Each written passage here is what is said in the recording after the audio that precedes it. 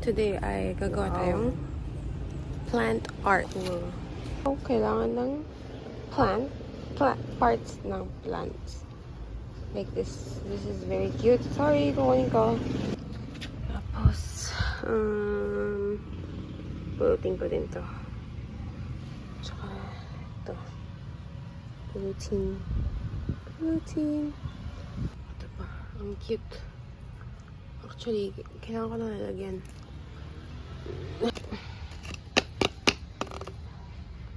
Yan. Ito ko lagay. Cute to. Kunin ko din to. Sorry, thank you. Ito na yun.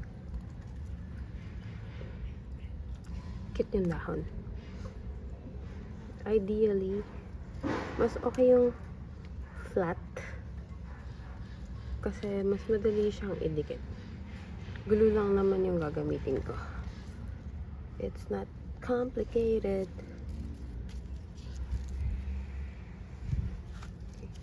Okay. Kunin ko din tong mga mukhang clover. Pero hindi sila clover eh. Mukha lang. Like, tumutubong sila. Tapos, iba yung itsura. But it's cute. Mukhang heart. Ito, ano to, like, ano yun? Like, ay, mali. Wild plant lang siya. So, dami siya sa labas. Ito pa. Para may pahaba. Ito. And ito. Then, ay. Sorry. Thank you. Shit. Salamat po.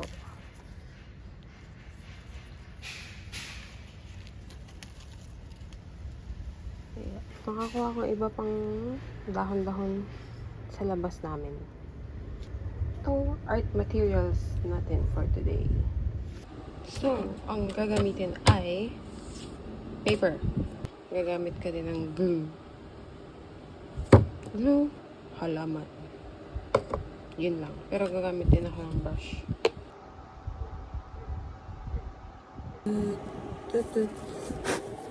Ang kalaban. Okay.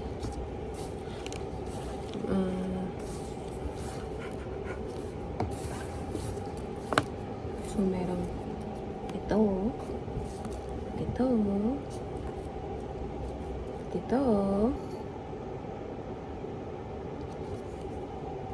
Tapos, isprayan ko ng tubig.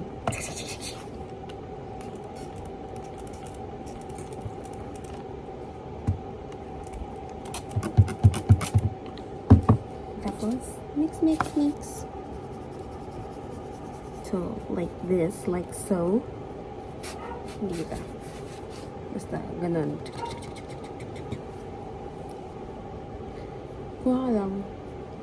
Kuha ka lang. Tapos, dikit mo. Pwedeng yung mas dark or yung likod. Start tayo sa likod. Yan. Tapos, huwag mo nang i-overthink. Yun na yun. Tcharam! Okay. Hihimayin ko pala muna.